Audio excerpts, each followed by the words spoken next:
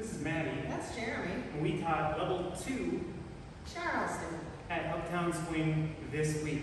Yes, we started with some review, just talking about good Charleston form. We talked about having all of our kicks be nice and small and our standing leg coming off the floor. We talked about hitting our cha-ching moment with the hand to make sure we get our hands right. And it all looked excellent. Yep, and we also did a few moves. They look like this. We did our basic. You guys all remember this. We did a big kick. Looks like this. Wham! We also did a skip up. Looks like that. What else did we do?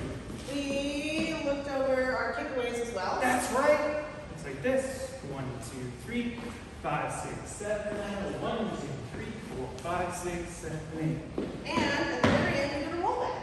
Oh, looks like this. Off of the skip up. Kick, step, rock step. And really, that's what we did.